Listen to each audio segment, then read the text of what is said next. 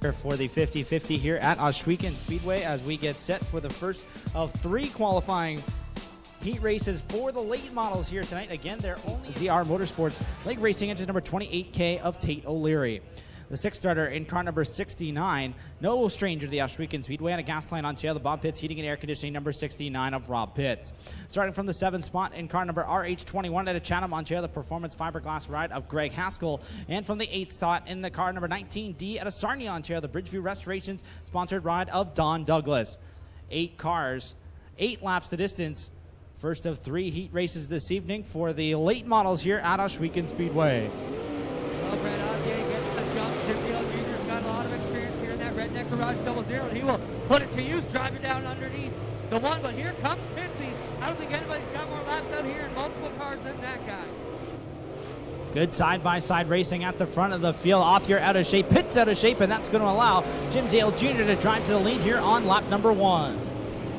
Pitts still trying to get a line down on the bottom, gets underneath Brad Othyer that time, and Pitts is hoping it slicks up. We'll talk about the mix between super lates and crates under the hood here as they come back to it.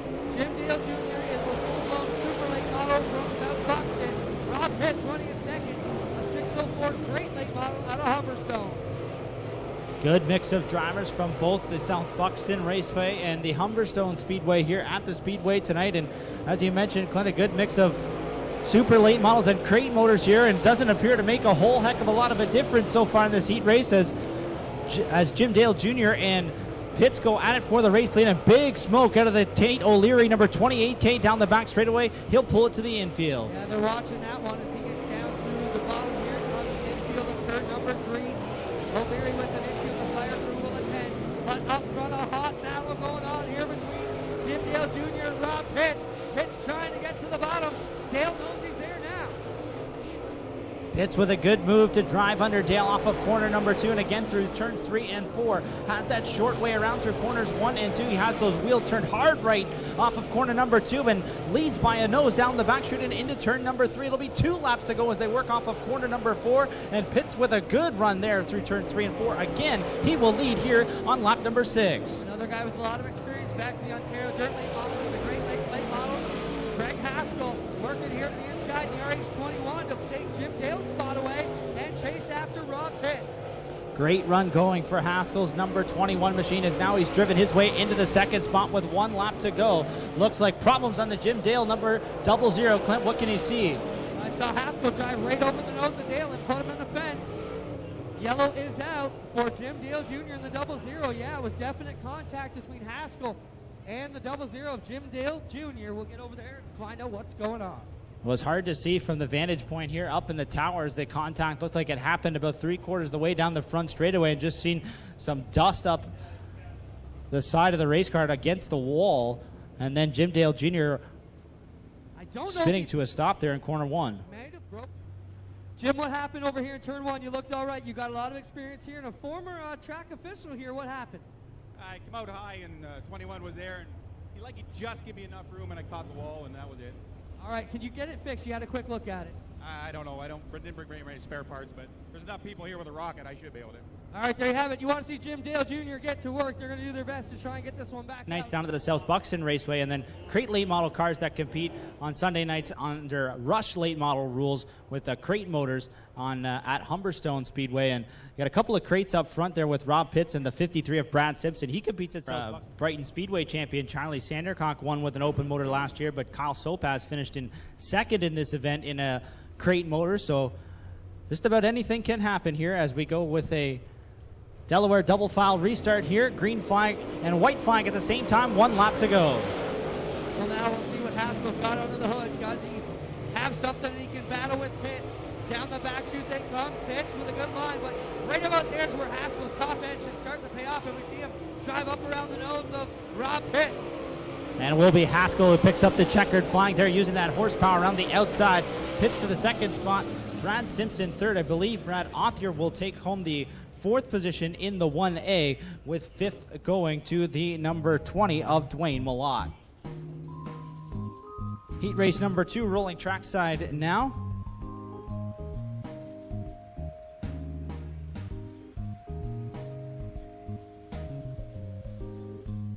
number 3C out of Chatham, Ontario. Former UMP modified driver of the Shinkles Gourmet Meat sponsored ride of Louis Clement. Starting from the 5th spot in car number 70 tonight out of Leamington, Ontario, the Southwest Diesel Service sponsored ride of Brandon Windsor. And going off in the 6th spot in car number 05 out of Wallaceburg is Mike Lewis. In the 7th starting spot, the 00 of Mike Dale, he's out of Chatham. And the 8th starter in car number 38D out of Essex is Doris Lajeunesse. Green flag waving, 8 laps is the distance. We get set for heat race number 2 with the late models. Field working on the inside, trying to grab the lead away from Winfield, and he'll do that one.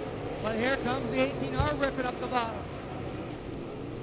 Good start for the number 4 machine of CJ Field. He leads off of corner number 4. 4 cars at the front of the wheel, at the front of the field, pardon me.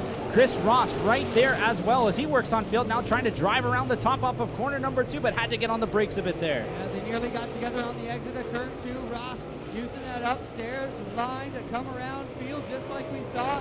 Haskell come around Fitz, and now Field stumbles a bit to the inside of turn 1. Right behind the battle for the race lead, Ken Winfield and Mike Lewis going at it for the 3rd position. Lewis trying to roll around the top side, and now caution flag waves. Mike Dale turned around here on the front straightaway. He fires the 00 back up, should be able to drive away from this one. Yes, he'll back down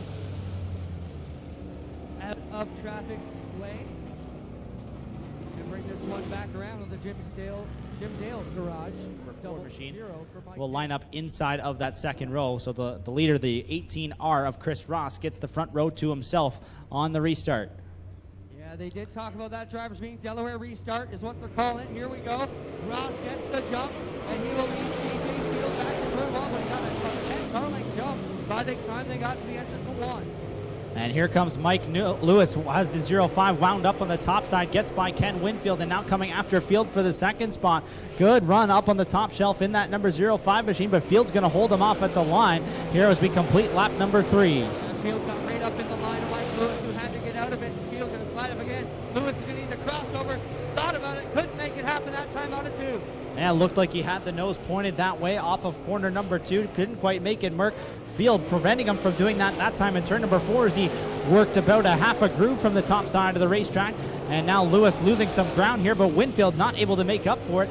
He will hold on to the 3rd spot as the 18R of Chris Ross running away here in heat race number 2. Ross with a major advantage over CJ Field. Mike Lewis running in the 3rd spot. Winfield holds down 4th as they bring this one onto the back straightaway, and driving away from them flat out is the 18R of Chris Ross.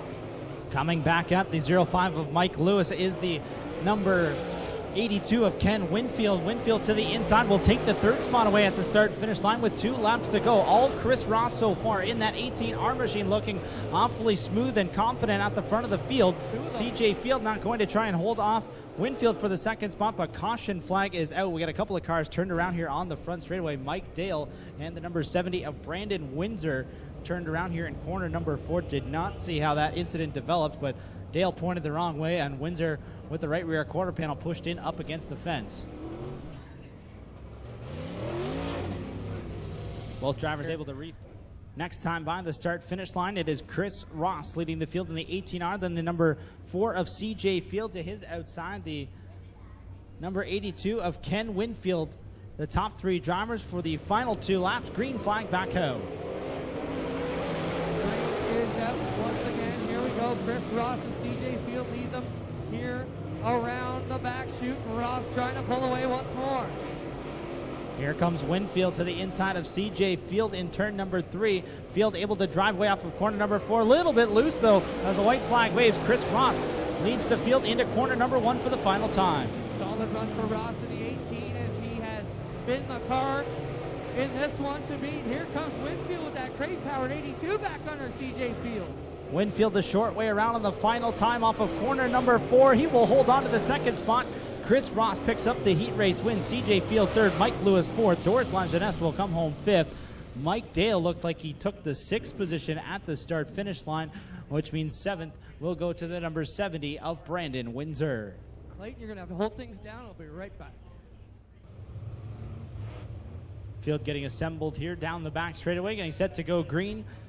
on heat race number 3 for the late models here at Ohsweken Speedway. Their only visit for the 2018 season here on Bradshaw Brothers Fuels Emergency Services Night at the Speedway. Green flag waves.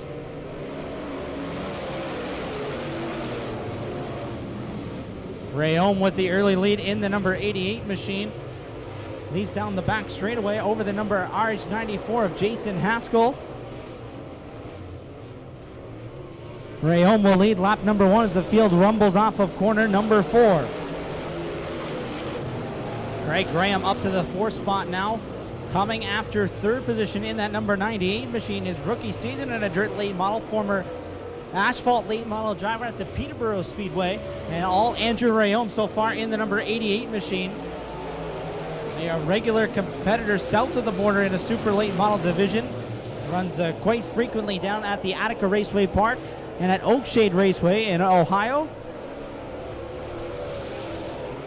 So far looking pretty good as the caution flag now waving as the number 52 machine of Rick Cedar turned around at the bottom of corner number 2.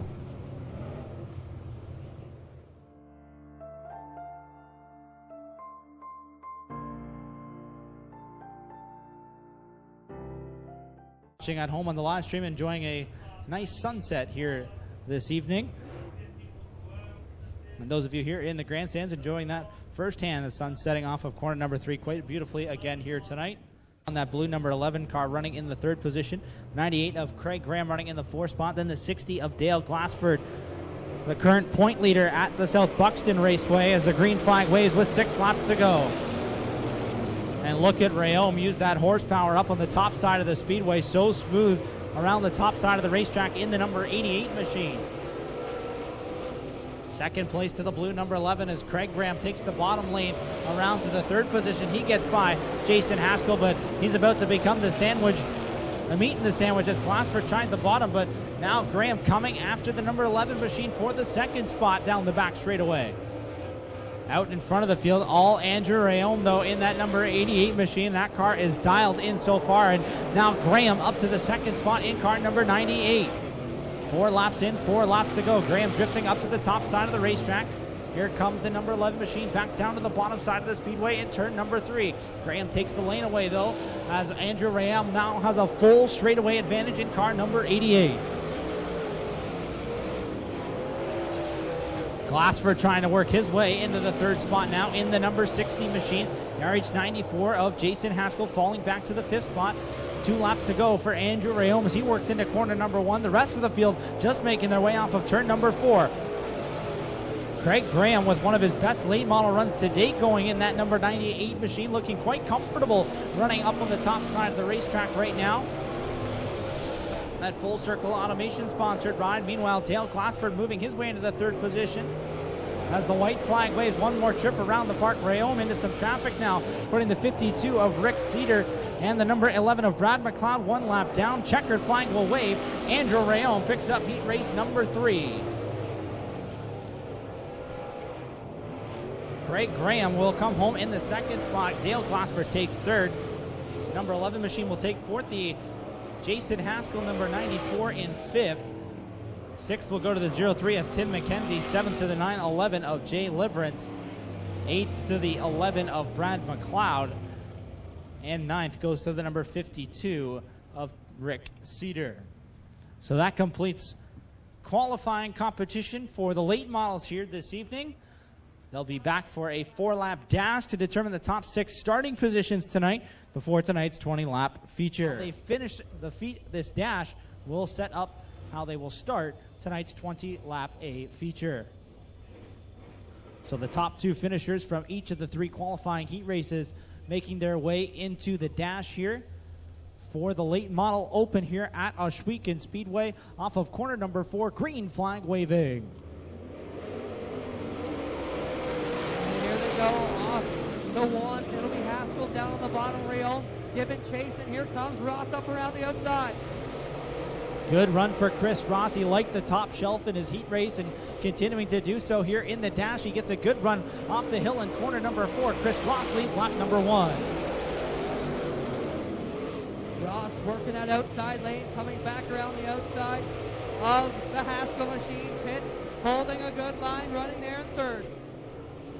Haskell in the second spot, and Pitts and Andrew Rayom side by side for the third position right now. 2 laps down, 2 laps to go here in this 4-lap dash. $100 on the line to the dash winner. All Chris Ross so far out in front in the 18R. He'll see the white flag this time. Just want to make everybody aware that, as we mentioned, no V-main required for these guys tonight as they work this one off. And we want to mention that Chris Ross, his transponder not showing up right now. They'll work it, but he is actually the leader if you're watching timing and scoring. Checkered flag waves. Chris Ross picks up the dash win. Greg Haskell will take second. Andrew Rayom third. Rob Pitts will be fourth. Fifth will go to the 98 of Craig Graham, and the 82 of Ken Winfield scored in the 6th spot. So that is how those drivers will start tonight's A feature for the late model open. Chris Ross has the pole for tonight's 20-lap main event. That sends us to a pair of mini stock BMWs getting set to go green off of corner number 4. 24 cars for 20 laps in the late model opens, the only appearance for late model racing at Ohsweken Speedway in 2018, and it is underway.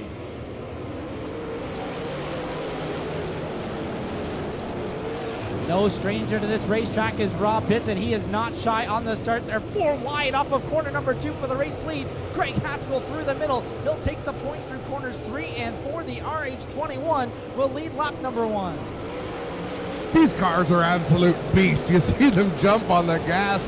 The cars lurch every which way, clean and green in the early going in this late model feature, with Rob Pitts digging hard, trying to take over that second position.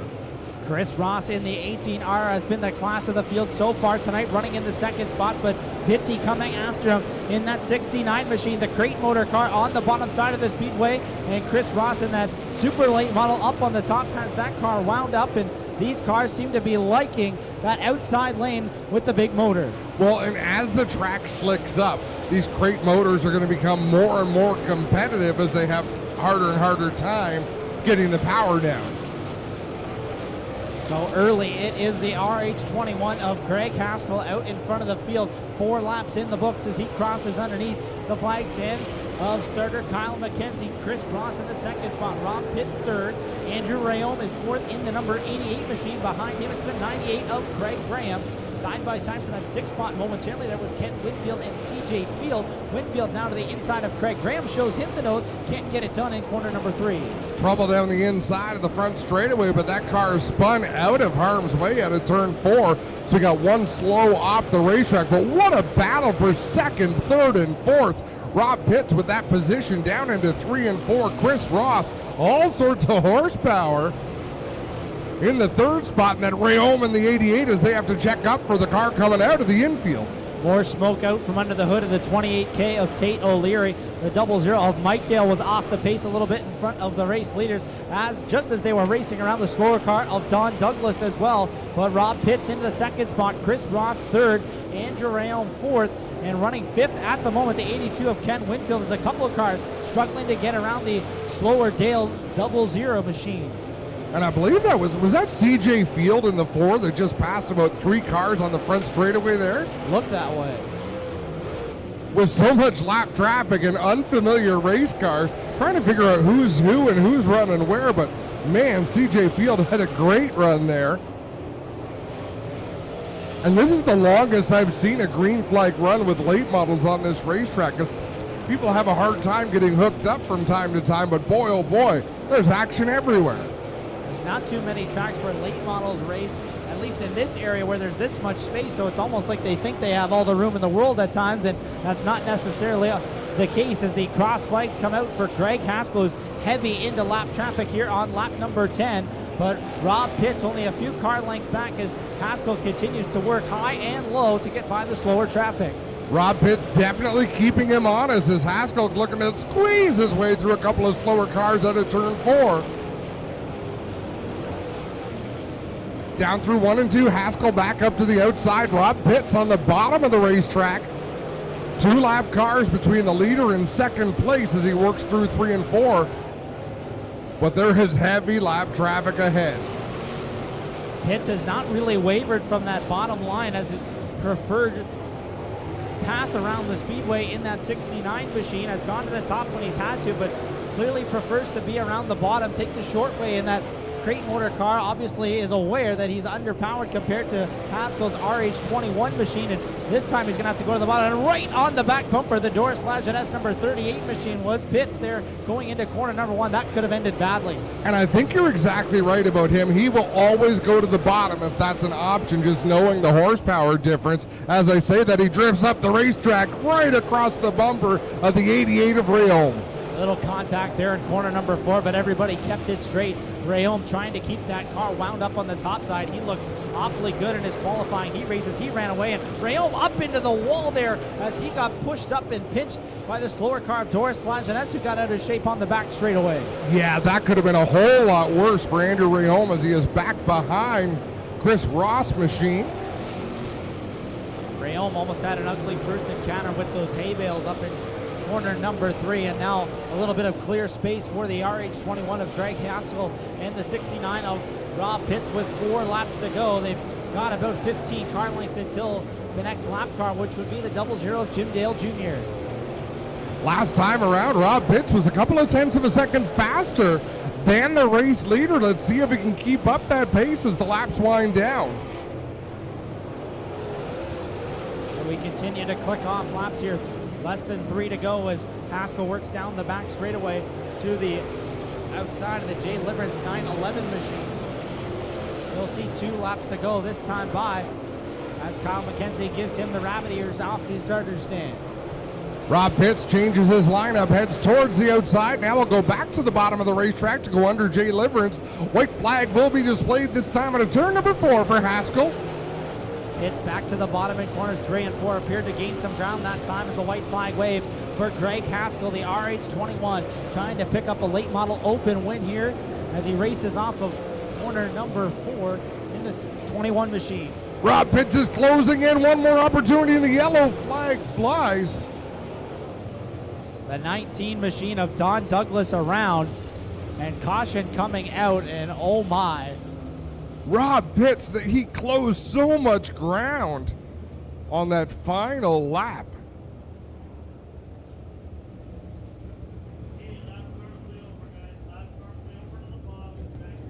Guys, just so we're clear on how this is going to work, at the driver's meeting, lap cars will pull to the bottom. They will drag their feet. Lead lap cars will come to the front. The first car 1 lap down will get an easy pass and be put back on the tail end of the lead lap. Doug Leonard will let you know who that is in a moment. Now, Adam and Clayton. I think no matter who you are in the top 3, you're starting. Well, obviously Haskell's glad to be in his own row, but Pitsy wants to be on the inside, and I would think Réaume would want to be on the outside to try to get that power wound up, get up on whatever kind of cushion he can find, and put the hammer down. That's where Réaume's been all night. That's how he won his heat race. Obviously, there was more tack in the racetrack then, but that seems to be where he's been throughout this feature here. So it's a 1-lap dash. Green flag, white flag at the same time from starter Kyle McKenzie. Haskell right to the top shelf. We'll see if Pitts can turn it underneath him.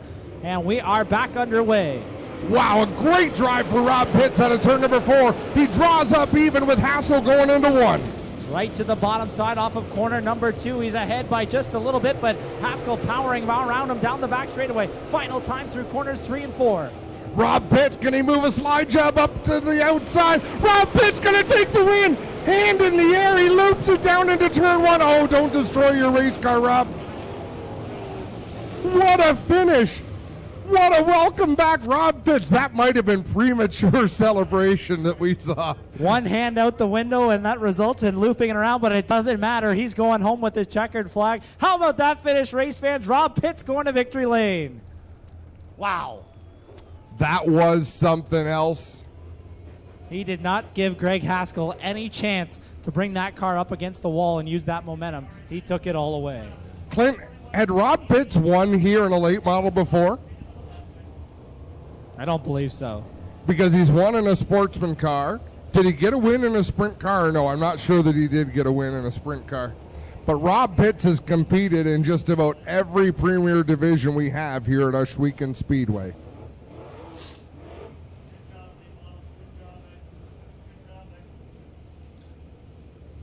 He does not have a win in a late model here. Andrew Rayom, however, does have 2. Falls a couple spots short here tonight. Can you have a quick look if Pitts has won in a sprint car? I'll have a look.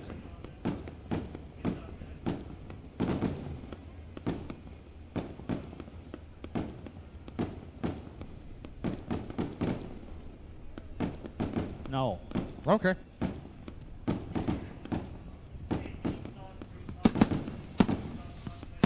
Well, ladies and gentlemen, we still have one more mini stock feature to go. Storage machine, how about it for Rob Pitts? Lane at Osh Weekend. Let me be the first one to give you the memo. You're not supposed to win this race with a crate car. Did you know that? That's what we keep telling ourselves, and especially with Rahum here. I mean, there's some top shelf drivers here. I think the track slicked off just a little bit that made the little motor go.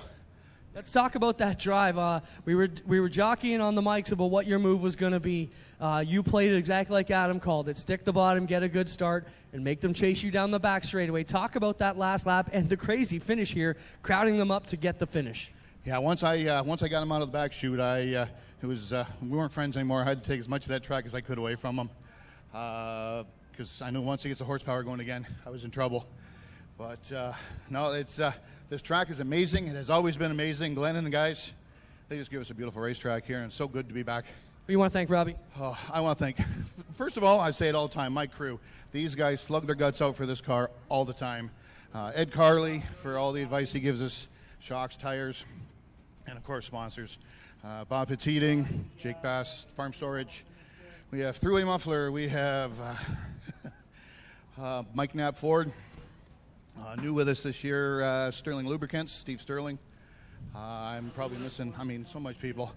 Howard Schramm, he has had my back for probably 30 years now racing. And he wasn't here tonight, so he's going to be a little upset. But and of course the fans that keep coming out and paying to watch us. Good job, Robbie. How about it for Rob Pitts, ladies and gentlemen? He got you at the end of this one. Talk about your night for us. Well, I guess the last lap caution there really hurt. I was hoping the checker was coming out. I knew the right rear was going away, but congrats to Rob. I guess I did the same thing to him in the heat race, and I guess he did it to me in the big race. But what can you say? Like, this place is just awesome to race. Like, there's nothing like it around here. Well, we're glad you guys came. Thanks for coming, and have a safe travel home. Thanks. I just want to thank all the fans for coming out. Thank all my sponsors, and hopefully they have it again next year because this was awesome. Unbelievable show. I'm sure we'll work it out. How about for Greg Haskell? He comes across in second. We get over and talk to Mr. Rayom here. Andrew, talk about your drive tonight. You were in the battle. Can you be satisfied with third in a one-off here at Osh Weekend? It was a good race. Just couldn't really get rolling there. There was a bunch of stuff mixing up. Dyson got some lap cars in there, and I was too tight to run around the bottom, and the top was already spoken for, so I had to try something. But, yeah, we had an oil issue there, and the motor held up, didn't quit on us, so it's a good night. There you have it, Andrew Rayom. How about a hand for our top three? Rob Pitts, Greg Haskell, and Andrew Rayom. Thank you, ladies and gentlemen. We got one more feature to go. We're turning up to Adam and Clayton to take us home. We've got our HRW Automotive mini stocks for their feature event for the night, our final one of the evening. Don't forget, we're here for Flat Track Bikes and Action Expo all weekend long. Come on out and see us. Final feature of the night is the second one of the night for the HRW Automotive Mini Stocks. Here's how they'll roll off for their 15-lap main event. Starting on the pole out of Caledonia in car number 11, it's the Pinball, Mike Giberson. To him, his outside, the Thorold Launcher, the 13M of Daniel McKay. Lining up in the third spot at Hamilton, the R&B Sprinklers number 96 of Brian Crosgrove. Lining up in the fourth spot in car number 63, Sienna Beaton on chair, the Amsoil California's Dave's sponsored car of Dave Crumby. Starting fifth in car number 60 is